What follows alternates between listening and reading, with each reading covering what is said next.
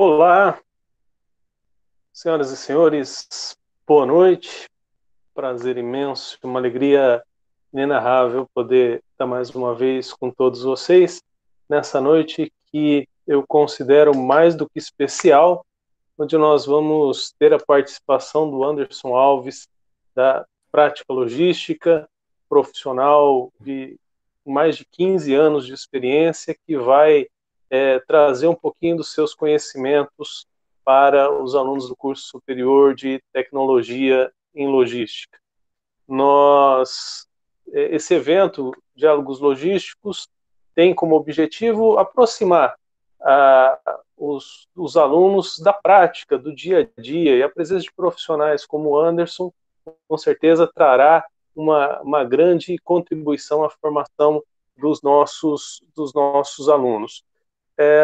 Eu vou, como a semana passada, o evento está sendo gravado, o Anderson, com grande generosidade, com grande disponibilidade, não só permitiu, não só aceitou nosso convite para participar do evento, como também permitiu a gravação e também a disponibilização, a divulgação pelo YouTube. Então, a partir de amanhã, avisem os colegas, quem perdeu vai poder estar assistindo no canal do YouTube. Então, para encurtar a conversa e a gente ir para o que interessa, mais uma vez agradecendo, Anderson, a sua disponibilidade, a sua atenção, a sua generosidade em estar aqui com a gente.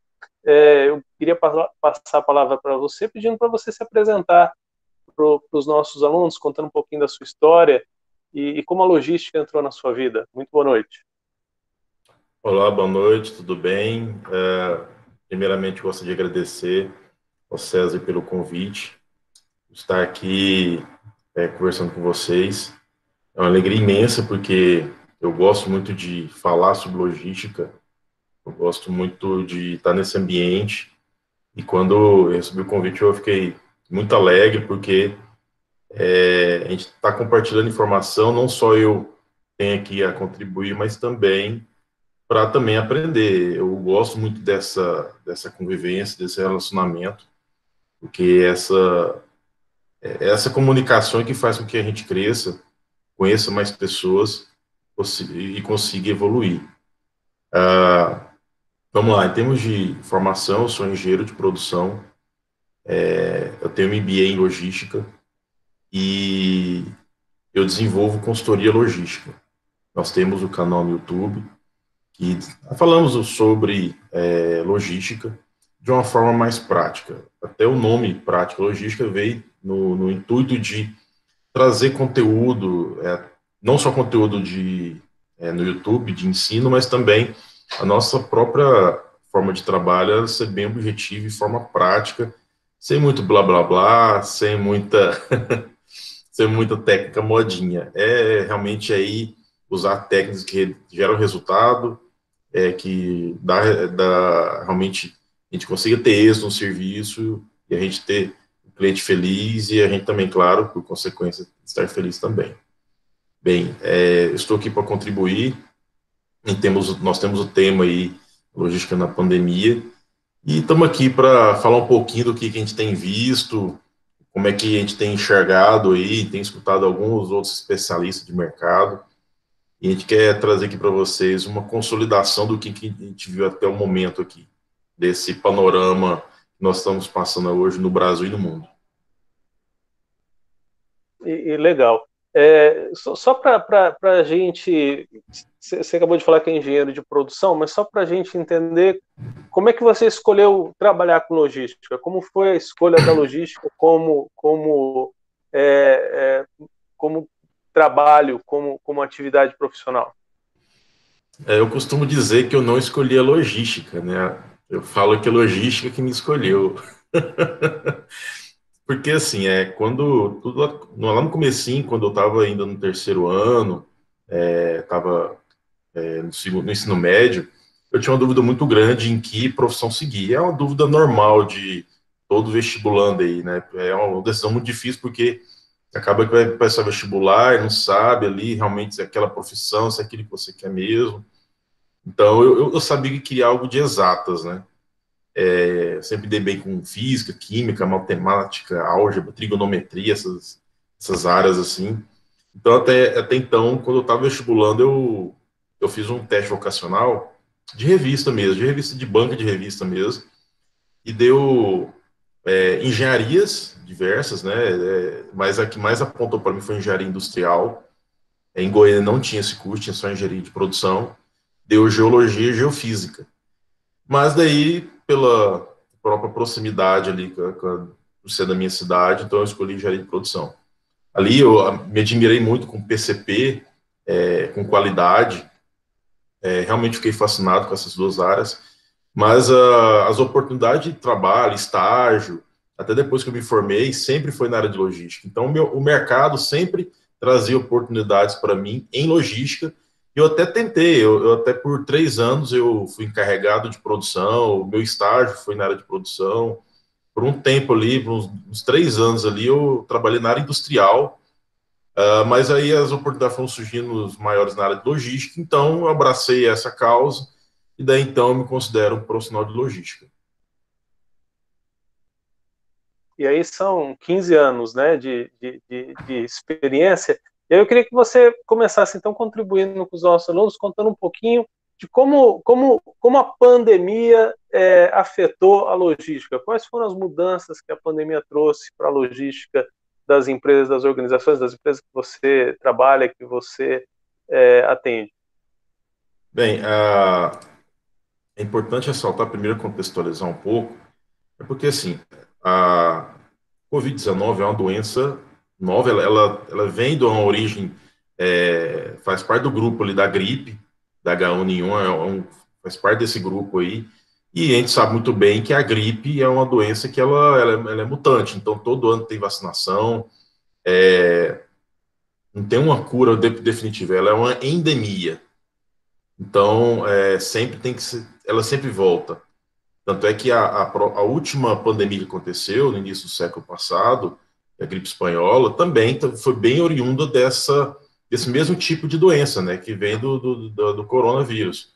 É uma dissidência dela. Então, nós estamos passando por algo bem similar, mas é um tipo de doença que ainda tem algumas particularidades e ocasionou o lockdown, o isolamento, e com isso, a intenção desse lockdown, desse isolamento, ele não vem basicamente para que as pessoas se curem ou não venham pegar. Claro que a gente preserva a vida e as pessoas, mas o grande motivo de se fazer o isolamento é devido ao fato de não sobrecarregar o sistema de saúde. Então, o Brasil ele tem uma grande quantidade de UTIs, porque é um Brasil um país continental e o sistema de saúde ele tem em todas as regiões, diferente de outros países. Mas, de qualquer forma, o lockdown vem para diminuir a possibilidade de contágio, para que o sistema de saúde possa absorver essa demanda. Ou seja, não estamos falando de cura nesse momento.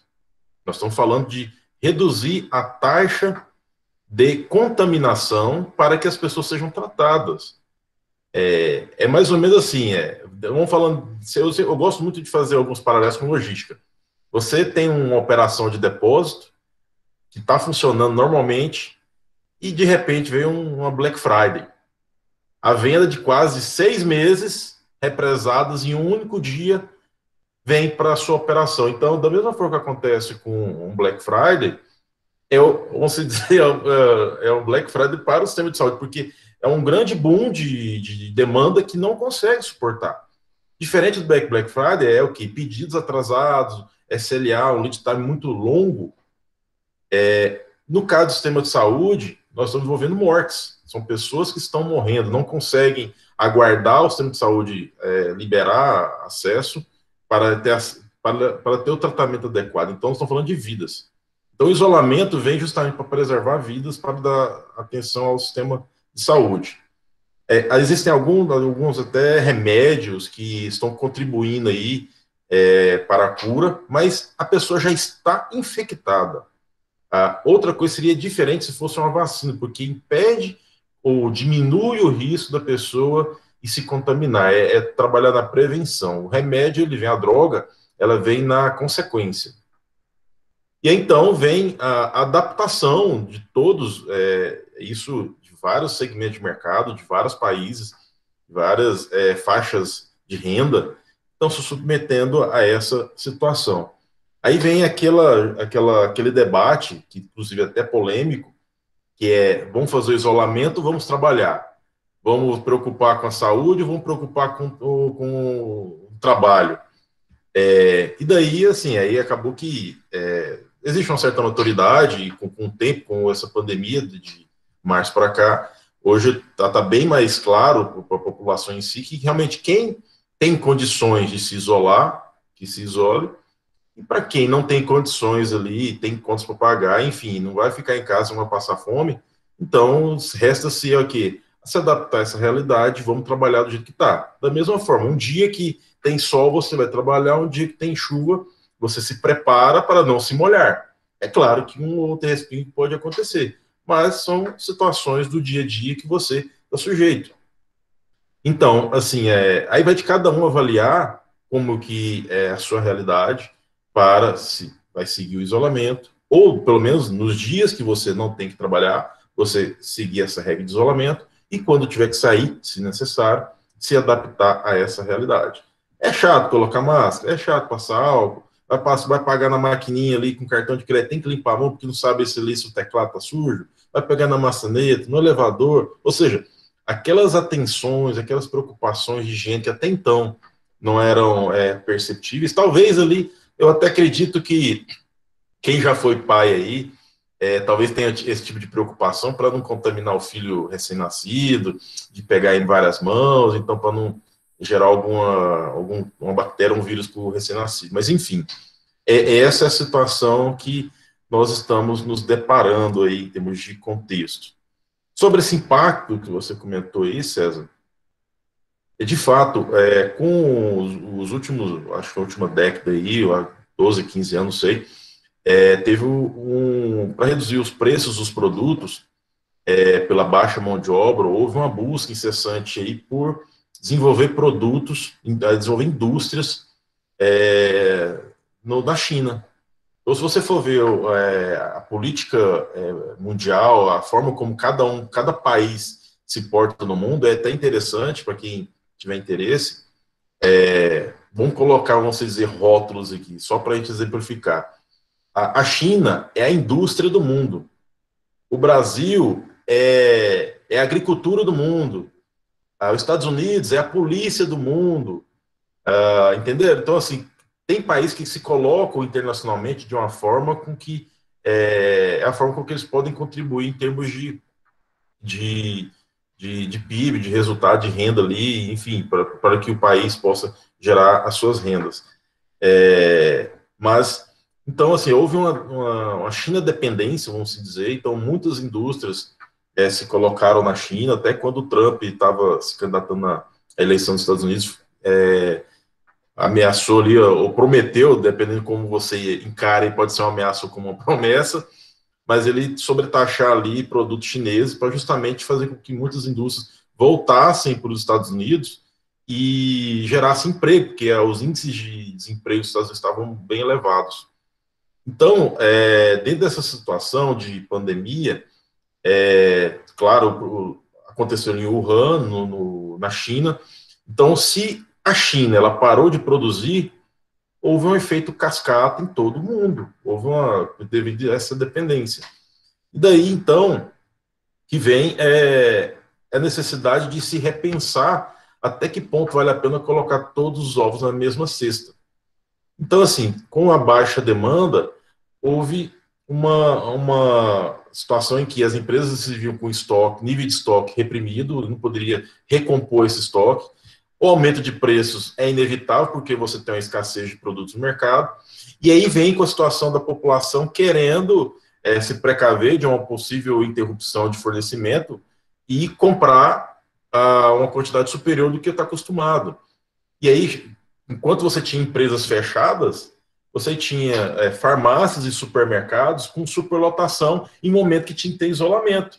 E aí você pensa que, porra, mas e agora? Como é que vai acontecer? Eu tenho que fazer isolamento, mas eu tenho que ir lá comprar comida, porque se eu não... Eu achei que tinha sido só aqui em Rio Branco, mas estou vendo que em Goiânia também teve disso, então.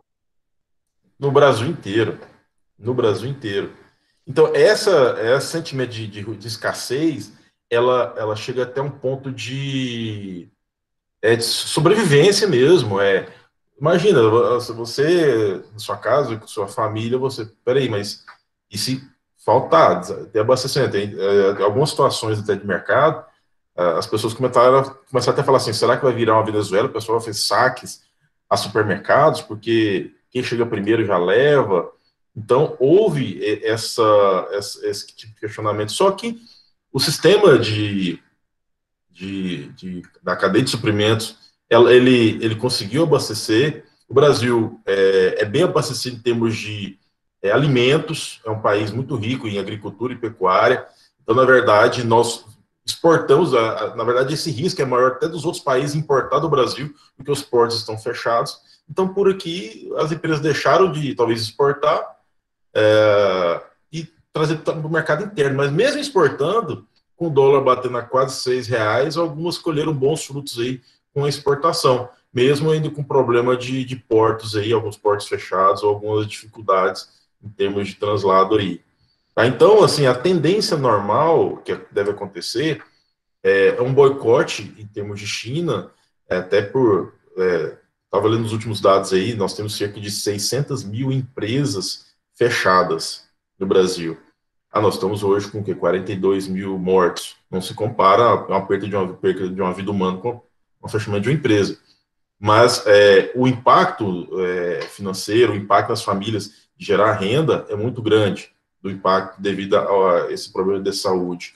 Então, com isso, a tendência natural é que as empresas busquem diversificação das plantas industriais. Então, não ficar só dependendo da China e fortalecer os mercados regionais. Então, por exemplo, o Brasil, ele até acredito que internamente ele consiga se autossustentar em diversos pontos, mas países pequenos como o Equador, Peru, Bolívia, talvez não tenham essa condição territorial, não tenham condições de gerar esses insumos, então podem surgir via iminência de blocos econômicos regionais, talvez o Mercosul possa trazer aí se reativar de fato aí, para fomentar esse desenvolvimento industrial e econômico nas regiões, principalmente com países pequenos, e com isso pode acontecer também um aumento das restrições e tributos vindos do mercado internacional, principalmente vindo ali da China, porque assim, a China tem mais de 1,5 bilhão, se não me engano, ali da população. E conseguir comida para todo mundo é bem difícil. E os hábitos alimentares, eu nunca fui na China, mas eu já conversei com pessoas que já foram na China. Os hábitos alimentares são bem questionáveis, até de não só quais os tipos de alimentos eles consomem, quais os animais que eles consomem, mas também as condições de preparação. Então, teve SARS, teve MERS, então, ou seja, agora Covid-19, até quando será a próxima? Então, o grande questionamento é o quê? Até quando esse hábito alimentar chinês pode vir de novo, trazer uma outra pandemia, outra situação similar a essa que possa trazer um mal para toda a sociedade. Então, esse ponto de descentralizar é até bom para o Brasil, porque mercados emergentes podem ter essa oportunidade, principalmente o México, ali, que está próximo dos Estados Unidos, que é a maior economia mundial. Então, muitas das indústrias podem vir para o México por uma questão logística, de aproximação e entrega de mercadorias. O Brasil também é uma economia emergente. Agora, alguns casos que o pessoal comenta até a própria Índia, lá não é tão provido de tecnologia, lá uma economia mais em agricultura, mas pecuária, mas por que não? Então são opções aí que podem surgir em termos de investimento e com isso oportunidade de trabalho, tá? Então eu queria só dar essa contextualizada para que a gente esteja na mesma página, pelo menos é o que eu tenho visto, eu tenho acompanhado várias economistas, tenho participado de várias lives para buscar entender, tenho lido notícias E esse é o momento atual da contextualização que eu tenho enxergado aqui. Então, em termos de oportunidades, existe um novo normal. E o que seria esse novo normal? Não quer dizer que as coisas vão ficar iguais como antes. Vão se normalizar, mas não como antes. É interessante que não surgiram grandes novidades com o coronavírus, com a pandemia. Na verdade, acelerou-se algumas tendências que já vinham há um bom tempo, que é o uso principalmente do serviço online para fazer tudo o que você quiser na sua vida. Então, se você quiser ficar dentro da sua casa e adquirir produtos e serviços, você consegue fazer sem sair da sua casa. Você quer ir para a academia? Não precisa sair de casa, ir lá, malhar, puxar peso lá. Você pode fazer uma academia dentro da sua casa. Tem vídeos no YouTube, tem cursos explicando como você faz um exercício, tem ensinos à distância, tem cursos diversos. Você pode solicitar mercadorias para ser entregues na sua casa, tanto mercadoria para preparação quanto para consumo direto. Então, esse novo normal vai fazer com que a gente se adapte. E até é interessante falar que aquela frase de Juscelino Kubitschek, né, que avançamos 50 anos em 5 anos, né? Na verdade, o que está acontecendo, nós estamos avançando 5 anos em 5 meses. 50 anos em 5 meses. Então, certa vez não, eu fiz uma viagem, logo no comecinho do fechamento, eu tinha uma viagem que na verdade eu estava no meio da viagem a um cliente, e foi quando deram o fechamento, né, o lockdown, e aí eu estava viajando, e quando eu fui pedir ali a comida no hotel para me receber ali, para me jantar, eu percebi ali que tinha muitas empresas que estavam no iFood ali, no Rap, há menos de uma semana. Foi um processo de adaptação das empresas que estavam offline para trabalhar online, para conter essa queda de receita e passar a ter pelo menos alguma receita do que o fechamento propriamente dito da empresa. Então, assim, nós estamos vendo uma própria revolução tecnológica, que eu digo, assim, uma aceleração do uso das tecnologias. Pessoas que até então nunca tinham comprado online passaram a comprar, mas isso gera alguma instabilidade em termos de operação logística, em termos de mercado, e tem um processo de adaptação.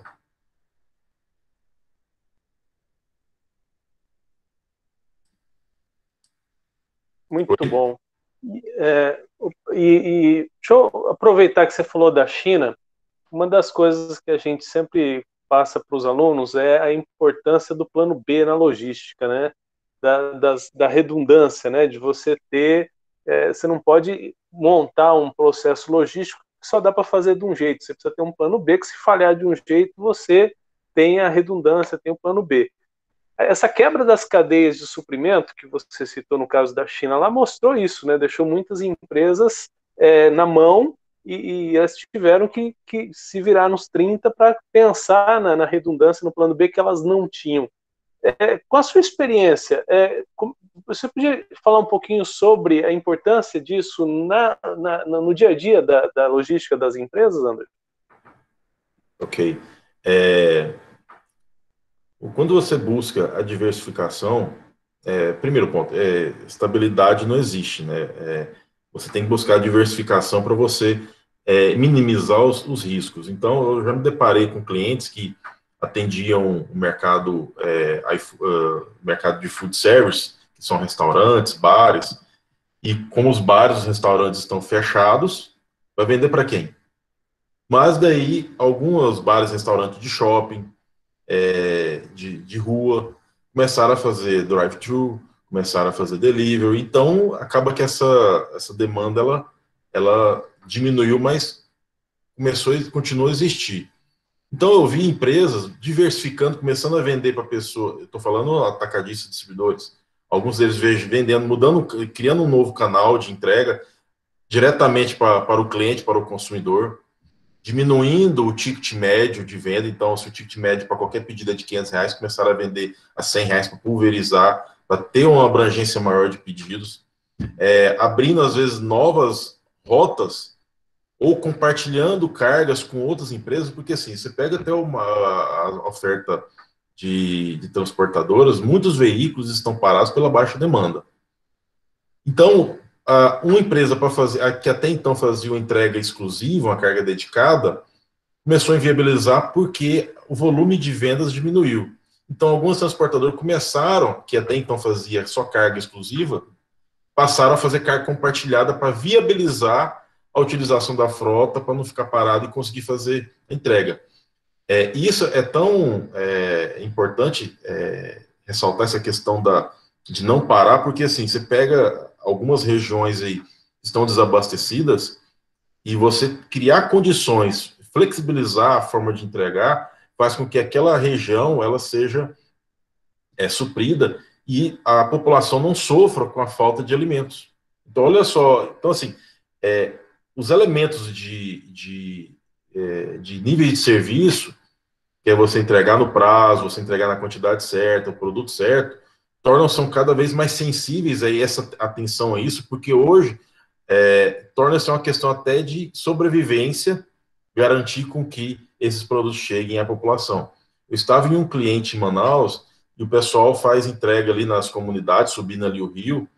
Então, se deixar de abastecer aquela população, não tem outra opção.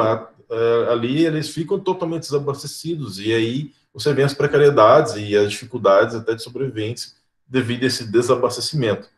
Essa adaptação, ela vem do quê? Da capacidade de enxergar oportunidades. E essa capacidade de enxergar oportunidades vem do quê? Da percepção da leitura do ambiente e conhecimento. Não adianta você simplesmente ir na boa vontade, na fé que vai resolver. Mas você tem que saber fazer uma leitura, e essa leitura vai de entender com os elementos, vai de entender os cenários dentro de um padrão que você vem adquirido dentro da sua formação, que você veio do estudo, da profissão. Então, quando a gente vê ali uma empresa demitindo pessoas ali, talvez é um mal necessário, porque se ela não demitir, ela vai fechar. É melhor ela demitir ali os funcionários ou ela fechar de vez? Então, esse é o lado que às vezes não se percebe, olha só o lado da demissão. Mas existe outro lado que a empresa fecha, aí é 100%. Ou demite às vezes 10, 20%, ou é 100% demitido. Essa é a dura realidade, infelizmente. E daí a preocupação em fazer essa diversificação é importante justamente por questão de sobrevivência. Por exemplo, tem uma loja de brinquedos, acho que é ReHap, ela só tem shopping. Ela começou a criar as lojas naquelas lojas de supermercado. Como os shoppings estavam fechados, elas começaram a abrir dentro do supermercado. Outras empresas começaram a diversificar, que até então eram empresas de bairro, e começaram a utilizar iFood, começaram a usar o Rap, começaram a usar o Uber Eats. Então, é aquela situação, se o cliente não vem até mim, então eu vou ter que ir ao cliente. Então, essa é a realidade hoje. Hoje as empresas têm que ir atrás dos clientes, porque os clientes não estão saindo. É claro que na última semana, eu não sei bem como é que está aí no Acre, mas até então, semana passada, alguns shoppings já começaram a abrir, mas mesmo assim, sem aglomeração, sem consumo no local, algumas lojas por precaução não abriram, mas de qualquer forma, ainda não voltou ao normal. Existe um novo normal enquanto não tiver a vacina. Existem situações, como eu disse aí, da transportadora, compartimento de carga, empresas mudando de locais. Se está mudando de local, então você vai ter um nível de estoque muito mais baixo e a frequência de abastecimento vai ser muito maior. Então, enquanto você levava um caminhão fechado para atender uma loja, talvez você vai ter que levar um caminhão fechado para atender 10 lojas. O quanto isso onera para a operação, quanto isso faz com que você tenha uma equipe preparada para fazer o abastecimento. Talvez não dê para fazer tudo em um dia, vai ter que fazer em 2 dias. Essa poder de absorção dessa nova realidade, ok? Muito bom. E tem muitas empresas contratando, né? A Amazon contratou mais de 75 mil novos colaboradores para atender a demanda que surgiu com a pandemia, né? O e-commerce está bombando, né? Isso, Anderson, nós temos um público aqui de futuros profissionais de logística. sim, Temos alunos tanto da graduação quanto da especialização em logística empresarial acompanhando aqui o nosso bate-papo. Você, como profissional, com grande experiência que você tem, eu vi que você queria complementar, desculpa te cortar, mas aí você pode emendar então com a sua visão de mercado. Quer dizer, qual que é a sua percepção como quem está lá dentro, quem está na área, para o futuro da logística como profissão para os nossos alunos, por favor? certo. O mercado, ele está direcionando para o online.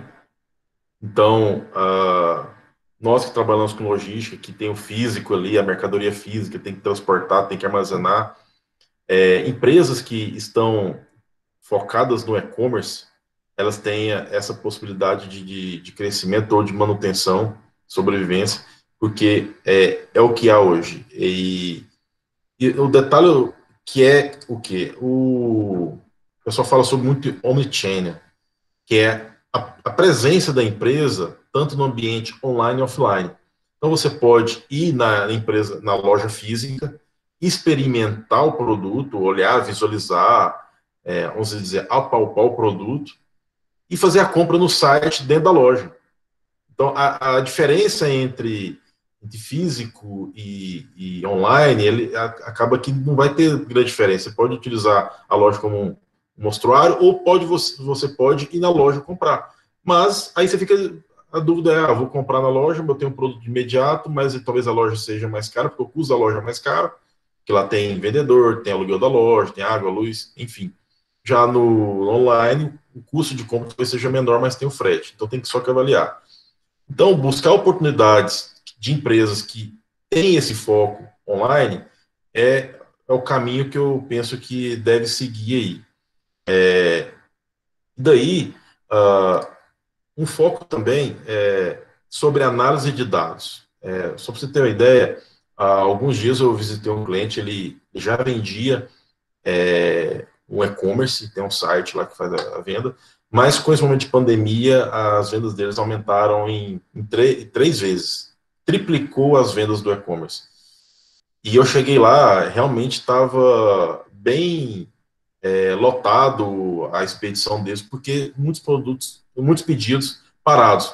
Então, ele estava adaptado para uma realidade e aos trancos e barrancos foi se adaptando ali para o e-commerce. A gente foi lá justamente para quê? Para conhecer a operação dele e para destravar, trazer ideias de como destravar a operação e criar meios de controle. A gente foi lá, fez uma visita, acho que 2 ou 3 horas, com o maior rigor possível em termos de segurança, para não ser contaminado, a gente usou máscara, usou álcool, a gente teve distanciamento, acompanhou a operação. E aí o trabalho ele foi desenvolvido numa sala fechada, a gente saiu de lá e a gente foi fazer remoto, fizemos fluxos, fizemos meios de fazer gestão para ele encontrar os gargalos, mudar o processo para justamente ele conseguir fazer a expedição daqueles pedidos que estavam sendo vendidos. É uma forma da gente se adaptar, a gente como consultoria, se adaptar a essa realidade. A gente foi lá ver, visualizar, porque às vezes é até difícil você falar sobre logística e não visualizar a operação ali. Mas o desenvolvimento do trabalho, ele aconteceu de forma remota. Então, o que envolveu esse caso aí? Que envolveu e-commerce, envolveu análise de dados. Nós trabalhamos definição de processo logístico, fizemos fluxos, usamos a ferramenta Bizarge, ferramenta muito boa, e aí nós discutimos, vimos os pontos ali a serem abordados, os pontos críticos, desenvolvemos a estrutura de trabalho, e aí atendemos e destravamos o processo dele com essa análise. Então, assim, se você for se desenvolver, procure empresas que estejam com foco online, com entregas, com atendimento online, foque em análise de dados, aí você tem ferramentas diversas, você tem BIs que você pode acessar, tem aí várias ferramentas de BI no mercado, o próprio Excel, o Axis, que seja, você exportando esses dados, você saber trabalhar com a tabela dinâmica, você já vai estar à frente de muita gente, Porque se você não tem informação, você não tem condições de tomar decisão. Sem informação, não há gestão.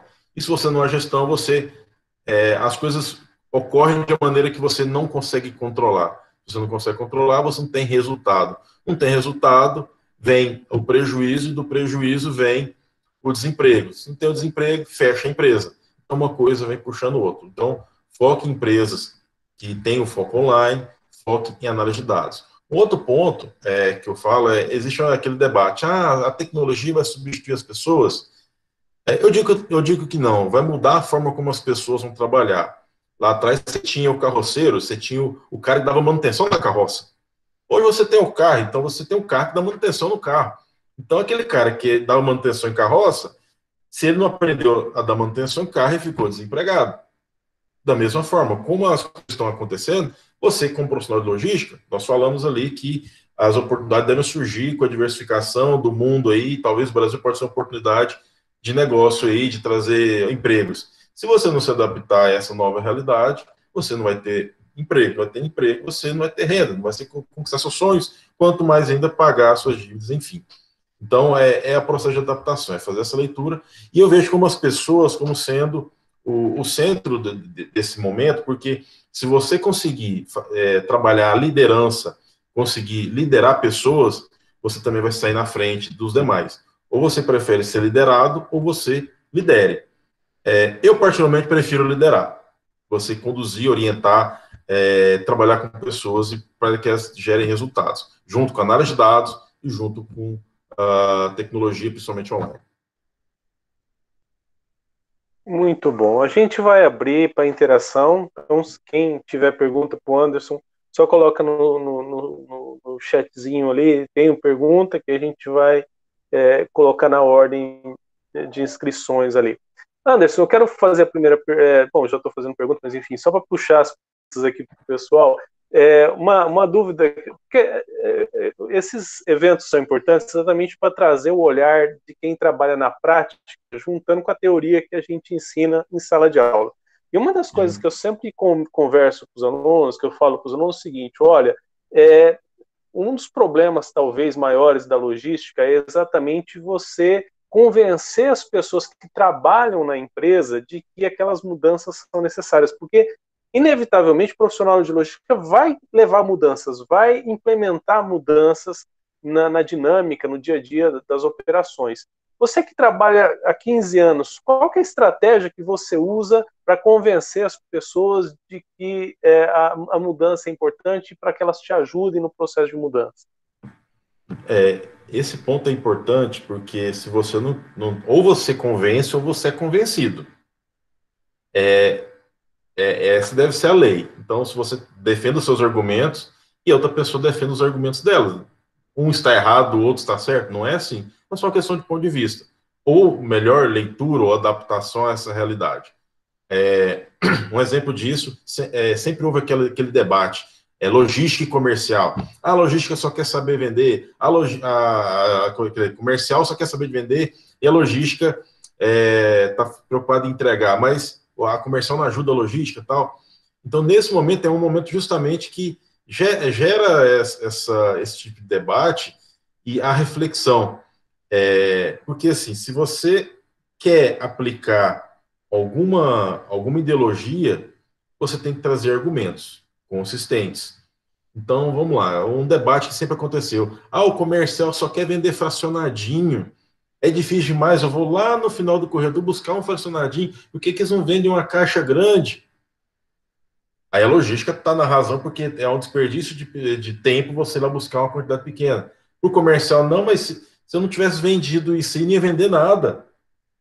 Olha só, um tá colocando ineficiência, perda de tempo, o outro uma questão de venda, receita. Quem que está certo? Os dois estão certos.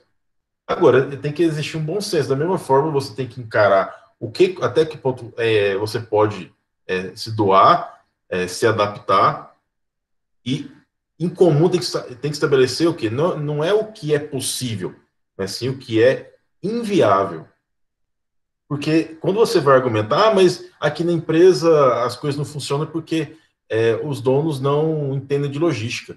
Sim, eles não entendem por Cristo que te contratou, porque eles estão preocupados com o negócio. A visão do empresário é o quê? Eu tenho que vender, eu tenho que pagar tributo e tem que sobrar dinheiro para pagar o funcionário, a empresa. Ah, mas vou ter lucro. Sim, a empresa tem que ter lucro, porque se um momento desse, as empresas que tiverem pouco caixa, pouco dinheiro no banco, estão quebrando. Então, por isso que a empresa tem que ter caixa, porque em situações como essa, se ela não tiver caixa, ela não consegue pagar e ela quebra. Teve uma situação aqui em Goiânia aqui, que tem bar e só de aluguel paga R$ 30.000 de aluguel por mês. Mas põe funcionário, então, uma despesa fixa aí, vamos colocar todos os funcionários, mais prolabore, mas enfim, tudo ali, vamos colocar, vamos chutar aí R$ 100.000 de despesa fixa. Quem que consegue manter por 3 meses fechado um custo fixo de R$ 100.000? Então vai pagar R$ 300.000 para ficar fechado? É claro que o empresário vai demitir e vai fechar a empresa. Talvez essa é a grana que ele tem para passar esse momento de dificuldade. Então, eu volto a dizer assim, quando você vai entrar na empresa, na verdade, as pessoas não vão entender bem de logística, porque é por isso que te contrataram. Daí vai você de mostrar por argumentação consistente, e argumentação consistente não é só você ir lá e falar, mas levantar informação.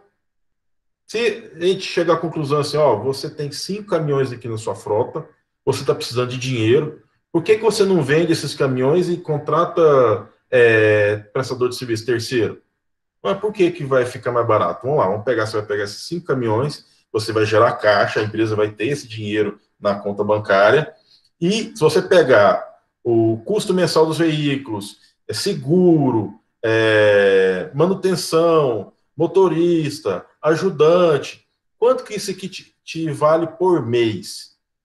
E quantas entregas você está fazendo por mês? Qual que é o custo? Então você tem assim, qual que é o total de entregas e qual que é o total que você paga. Se a transportadora tem um valor menor do que esse custo que você está tendo, compensa muito mais você vender esses caminhões e contratar uma transportadora.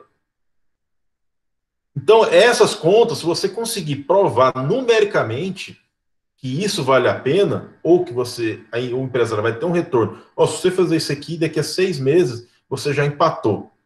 Nos 7 meses seguintes, você já está tendo lucro. Você consegue convencer. Agora, se você chegar lá, eu acho que a coisa vai ser por aqui. Fica mais difícil se argumentar e convencer do que você acha e acredita. Então, por isso que eu volto a falar aquela questão do que o profissional tem que se preparar com a análise de dados. Você tem que analisar os dados, saber estratificar essas informações. Primeiro, extrair, estratificar, trabalhar elas para que você possa analisar o cenário e possa apresentar para quem quer que seja, no caso do diretor, o seu chefe, o seu líder, a situação que é numericamente. É a melhor forma de você argumentar. O números não tem mentira, é o número, ponto. Então, é esse fim de papo. Você consegue argumentar. Agora, tem empresas que, mesmo numericamente falando assim, já aconteceu comigo, eu já cheguei assim, cara, tá aqui, vai dar prejuízo, tá aqui. Não, a minha percepção aqui não vai dar, não. Cara, não estou falando de percepção, estou falando de exatidão. É isso. Mas, não sei, talvez a pessoa ali não. Uma pessoa que tenha algum tipo de dificuldade em leitura de números, talvez possa ter esse tipo de percepção. Mas a grande maioria das vezes, quando você apresenta números, você consegue convencer de uma forma mais rápida e bem segura do que você está defendendo. Muito bom, Anderson. Vamos abrir então para a interação, perguntas para o Anderson. Vamos aproveitar a presença do Anderson aqui. Se algum voluntário. Enquanto o pessoal formula as perguntas, eu gostaria, tem um ponto que eu acho bastante interessante de ressaltar aqui sobre o e-commerce. São informações, pessoal, justamente dentro daquela situação que eu falei de buscar mercado online, buscar análise de dados, trabalhar com liderança. Então, se você for buscar o mercado de e-commerce, quando alguém vai comprar no e-commerce, geralmente são pedidos pequenos. Compra ali um item, 2 itens, muito fracionado são muito mais fracionados os pedidos. E quando a pessoa vai comprar, ela tem a plena certeza de como é o produto que ela quer. Ele sabe a especificação exata de como tem que ser o produto. Porque provavelmente ela já experimentou, viu com alguém, então ela compra sem ter a precisão de tocar, de experimentar. Então, principalmente itens de tecnologia, é muito mais fácil você trabalhar com especificação. Mas, de qualquer forma, uma empresa de vestuário, como Netshoes e outras empresas do ramo aí, vendem artigos de vestuário, mas eles trabalham com a logística reversa de troca de mercadorias. Mas aí tem aquela situação, o SLA, o tempo de atendimento aí pode ser maior, porque às vezes você recebe mercadoria, você não gosta dela ali, vai devolver, depois tem um reembolso ou uma troca de mercadoria. Mas é uma forma de se adaptar a essa realidade. No e-commerce é possível você trabalhar com promoções por segmentos de clientes, por faixa etária, por gênero, por região, por cidade, e você consegue mensurar isso de forma mais assertiva, que é os números para você analisar. Diferente do mercado presencial, você não tem ninguém medindo ali quantas pessoas entraram ali na loja, se eram mais homens ou mais mulheres, se eram mais jovens, mais idosos, mais... Enfim, você não tem como avaliar isso fisicamente. E com isso, quando você fala com o e-commerce, veio a primeira onda, que é essa de as pessoas estão reprimidas para poder comprar, muitos querem comprar por necessidade ou pelo desejo mesmo da compra, tem muitas pessoas que têm desejo em comprar, então o e-commerce vem para saciar esse desejo dessas pessoas. Mas como que é o processo logístico atrás? Então tem uma segunda onda por trás, que muitas empresas estão buscando aí uma plataforma de e-commerce, mas a venda em si, o processo de atendimento por e-commerce não é só ter um site que venda os produtos, mas tem toda uma estrutura por trás. Por exemplo, você vai comprar numa loja, vai comprar um sapato numa loja. Você chega lá, escolhe o sapato, experimenta e vai embora para casa. Se você tiver alguma reclamação, você liga para a pessoa, vai lá na própria loja e reclama. Quando você compra de um site, você vai aonde? Não tem para onde você ir. Olha o que você faz. Você vai no Instagram da loja, você vai no Facebook da loja, você vai no YouTube, você vai no e-mail, você vai no site, liga. Ou seja, a forma como o cliente reclama e como a empresa dá atenção a esse cliente muda completamente. Tem até um reclame aqui que eu não comentei, né? Então, a forma como você trata o e-commerce é bem diferente do atendimento físico. E a logística por trás, ela agora está tendo uma segunda onda que é o quê? Agora, o pessoal olhou só para a venda. Vamos vender, vamos vender, vamos vender. Mas e agora, como é que nós vamos atender esses pedidos? Aí que vem a necessidade de se adequar a logística a essa nova realidade. Muito bom. O José Elisário tem uma pergunta. Faz a pergunta aí, Elisário. Só habilita o microfone. Boa noite a todos os presentes aí. Gostaria de saber alguma coisa sobre o uso da energia solar, placa de energia solar, qual o direcionamento que se daria para quem tem uma microempresa que paga até R$ 2.000 e às vezes até mais na conta de energia. Haja visto que é muito caro, né? Muito caro a conta de energia aqui no Acre. Gostaria que falasse alguma coisa sobre isso aí. Obrigado. Ok. Perdão, qual que é o seu nome? José Elisiário. Ô, José. Prazer, tá? José, todo e qualquer tipo de investimento, nesse momento, ele tem que ser bem analisado, porque foi o que eu comentei há pouco, é a capacidade de caixa da empresa. Primeiro ponto, para fazer qualquer investimento, você tem que saber qual que é o retorno sobre o investimento. Então, de quanto tempo é esse retorno? Então, esse é o primeiro ponto. É de 1 mês, 2 meses, 6 meses, 1 ano, 5 anos. Uma vez eu fiz um trabalho com um cliente, ele substituía os holofotes as lâmpadas dentro do CD para colocar tudo em LED. Ele me falou que teria que investir algo em torno de R$ 70.000 e um retorno de investimento de 5 anos. Anderson, vai dar economia, e o tempo de vida de uma lâmpada LED com certeza vai dar 5 anos, não, 3 anos, perdão. Vai dar retorno. Só que agora eu não tenho essa grana, eu não tenho 70 mil para gastar hoje. E nesse momento de pandemia, o que você tem que avaliar em termos de investimento? As suas vendas caíram ou subiram? Se as vendas caíram, qual que é não vou falar a certeza, mas qual que é a expectativa que as vendas voltem a crescer? Se você não tem essa certeza e se você não tem essa expectativa, você dispor de um capital agora pode fazer com que a sua empresa sofra com fluxo de caixa e possa quebrar, não honrar os compromissos com os seus fornecedores. Então, assim, se você tem caixa, tem a oportunidade até de você comprar outra empresa. Porque muitas empresas aí, muitos empreendedores, muitos empresários aí estão à face de fechar, mas a vender a participação da empresa ele pode ser uma sobrevida para a empresa dele. Então, assim, da mesma forma, para adquirir outras empresas ou para investir em placa solar, você tem que entender o quê? Qual que é o retorno sobre o investimento e essa sua capacidade de capital para investir e não afetar na sobrevivência da sua empresa. Então, justamente para esse momento. Ok? Muito bom. O Daniel tem a próxima pergunta. Daniel, vai lá, faça a pergunta.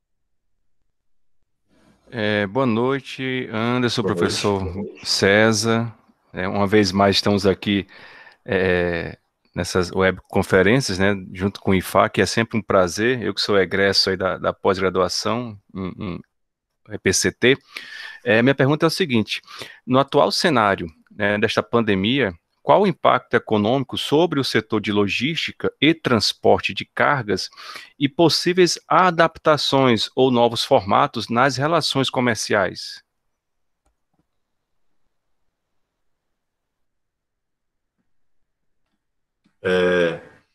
Bem, o mercado ele é bastante amplo e tem que ser feita uma análise um pouco mais dentro de cada segmento de mercado aí. Então, se você for olhar para o lado de alimentício, farma, medicamentos, então tem a sua regularidade, tem até os picos de venda, mas existem outros mercados aí que a pandemia aí fez com que teve uma queda substancial aí nas demandas. Um exemplo aí, por exemplo, as empresas aéreas, elas começaram a utilizar os aviões de transporte de passageiros para transportar cargas. Da mesma forma, até a notícia, acho que foi até essa semana, que a Azul e a Latam estão compartilhando passageiros. Da mesma forma, eu acho que é interessante acontecer para o mercado rodoviário de cargas. Ainda mais para algumas regiões mais longínquas. Então, há a possibilidade de empresas que até então seriam concorrentes, mas por uma questão de sobrevivência, elas podem fazer parcerias para compartilhamento de cargas.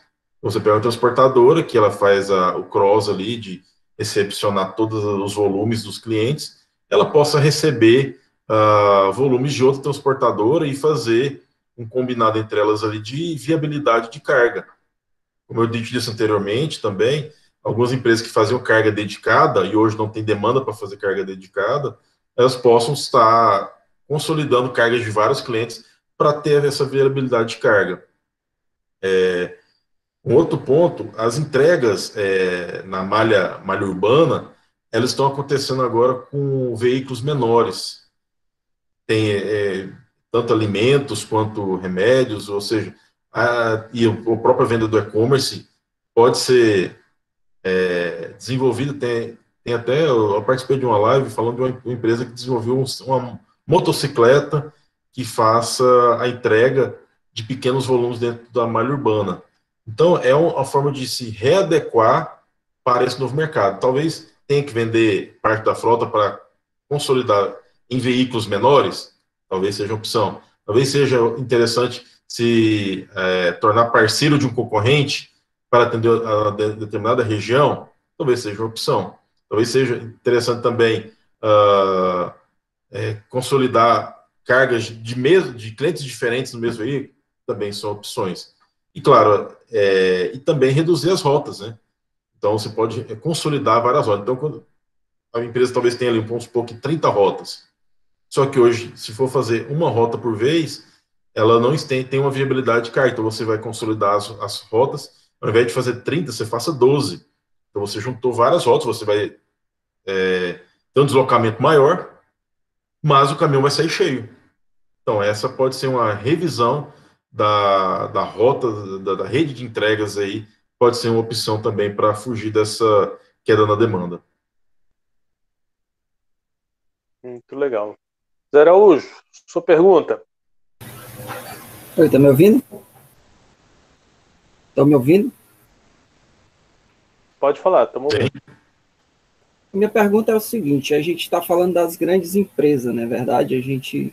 As grandes empresas já se adaptaram à nova era que se aproximou de nós, né? Agora eu quero perguntar do senhor para os pequenos. Qual a sua ideia para os pequenos para não fechar as portas? Que a gente está falando aqui das grandes empresas, mas por exemplo, aqui no Acre, o Sebrae está incentivando a compra do pequeno, né? Para eles não fecharem as portas. Eu gostaria de saber do senhor qual a possibilidade dos pequenos também entrar na área do e-commerce. Ok. Nós temos aí, José, não é? Isso. José, na verdade, isso aí já é uma realidade do Brasil inteiro. Existe uma sensibilização da população aí em adquirir do pequeno, fortalecendo o pequeno negócio, até pelo próprio deslocamento mesmo. Você está na sua casa, você não quer ir num grande hipermercado, primeiro, porque é longe, segundo, porque lá pode ter uma aglomeração maior de pessoas, filas, enfim, você tem um volume maior de pessoas, então você trata mais o cômodo de ir mais próximo da sua casa e a simpatia da pessoa te chamar pelo nome ali. Então, isso é algo que tem acontecido naturalmente aí nesse momento de pandemia. A questão é que o pequeno negócio é geralmente constituído por empresas de pequeno negócio que são empresas familiares. O pai, a mãe, o filho. Então, são empresas que têm uma certa ineficiência em termos de gestão do negócio. Gestão, às vezes, financeira, gestão de estoque. E isso pode ser um problema, primeiro, de ruptura. Então, ele tem um problema de abastecimento, porque não controla bem ali o estoque e pode ter desabastecido. Também, ele tem que trabalhar o preço. Não adianta também ele ser uma loja próxima ali da região ali, onde o pessoal mora ali, mas se ele não trabalhar bem o preço dele, acaba que essa simpatia ela cai por terra, porque não vai pagar o dobro do preço só porque está ali perto. É porque, nesse momento, as pessoas estão buscando mais o que é essencial. O supérfluo, o desejável, estão deixando para o segundo plano, estão buscando mais o que é essencial. Eu gosto de falar que a logística ela tem 4 pilares e você tem que observar esses 4 pilares, independente se a empresa é de grande ou pequeno porte. E esses pilares são a base para você desenvolver o seu trabalho de controle e de gestão da operação logística. Claro que é diferente você trabalhar em uma organização que fatura bilhões por ano de uma empresa que fatura bem menos que isso. Então, quais são esses 4 pilares? Primeiro é a definição de processo, o segundo é infraestrutura, o terceiro é tecnologias, aí eu falo de hardware e software, e o quarto, não menor que os outros, mas pessoas. Por que eu coloquei nessa sequência? Porque primeiro você tem que definir processo. É como as pessoas vão trabalhar. Baseado em você saber como as pessoas vão trabalhar, você vai definir a estrutura física, como as pessoas vão movimentar, operar. Sei lá que a doca de expedição tem que ficar do lado ou tem que ficar do outro lado do CD, qual que é a melhor forma? De acordo com o processo definido pela empresa. Baseado nisso, você vai contratar equipamentos, empilhadeiras, vai contratar ali softwares ERP da LMS, TMS, e as pessoas têm que saber movimentar no espaço, têm que seguir o processo usando o sistema que você escolheu. Mas a empresa que aqui do bairro aqui não tem capacidade de contratação da LMS. Mas com certeza ela tem um sistema ali de caixa, que você parametriza esse sistema do caixa para funcionar de uma determinada forma que você tem que treinar essas pessoas. Como que você vai arrumar a gôndola do supermercado? Como é que você vai colocar a gôndola de forma mais atrativa, colocando produtos similares? Às vezes produtos similares não tem que ser esses produtos similares de famílias de produtos, mas produtos que os clientes têm o costume de comprar. Por exemplo, vou colocar o limão perto da carne. Mas peraí, limão é fruta, vou colocar perto do açougue? É porque às vezes tem um churrasco, acaba que um produto está vinculado ao outro. O pessoal chama de cross, que é colocar produtos que às vezes até então não tem muito nada a ver, mas com que você possa colocar próximo do outro, que gera o ato de consumo da pessoa adquirir um produto usando a isca de outro. Mas, enfim, o que eu quero dizer é que existem formas de você desenvolver essa melhoria, esse controle, essa gestão? Sim. Forma mais empírica? Sim. Basta o quê? É conhecimento, é estudo. É usar oportunidades como essas aqui, de buscar conhecimento numa live, ou num curso online, enfim, ou da forma como você buscar, que seja um próprio livro, você buscar o conhecimento. Eu costumo falar assim, conhecimento é poder. Se você consegue absorver conteúdo e principalmente aplicar, você vai conseguir ter êxito, porque de nada adianta você ir para a escola, ver uma aula, ler um livro, se você internaliza, mas você depois não consegue colocar em prática. Até esse é um dos motivos de chamar prática e logística, porque você tem que pegar aquele conhecimento e colocar em prática para você ter resultado. Muito bom. E tem mais uma participação. Snake, faz a sua pergunta, Snake.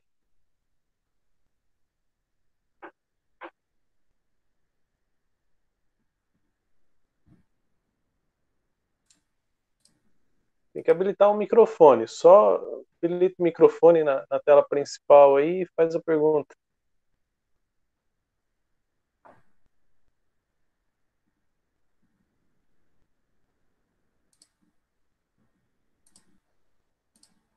Acho que ele deve ter saído, será? Acho que sim, acho que ele saiu. Então fica para a próxima, então.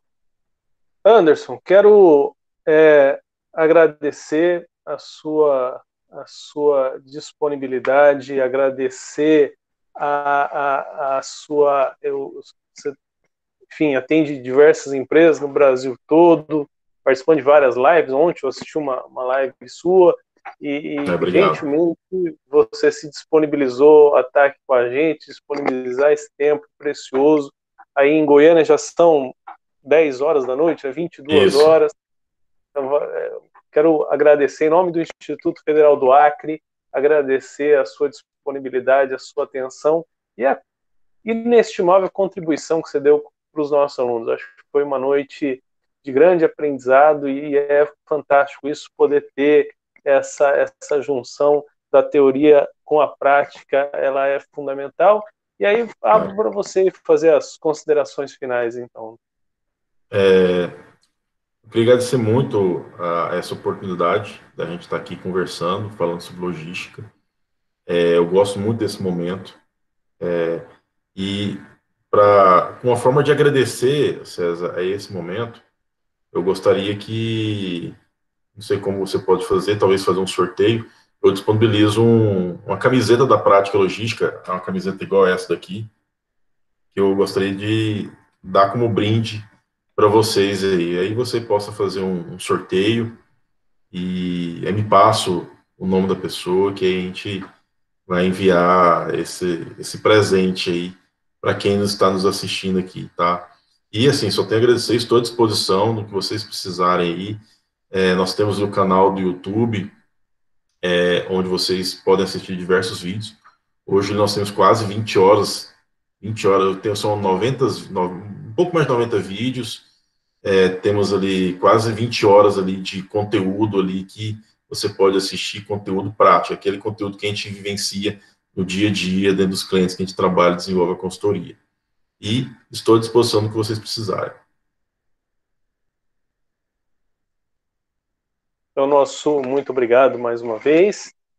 Vamos fazer o seguinte, Anderson, não sei se você acha legal, vamos até para interagir, eu ia propor o seguinte, que a gente colocasse aí que quem participou, os que estão participando aqui, que vão disputar aí a camiseta, que colocasse, eu não sei se o site Prática Logística tem um canal de interação, mas seja no YouTube ou no Instagram, fazer uma interação e de repente você escolher o melhor comentário, a melhor, enfim, o que te chamar mais atenção, você dar a camiseta para essa pessoa. Não sei se é uma boa ideia, de repente.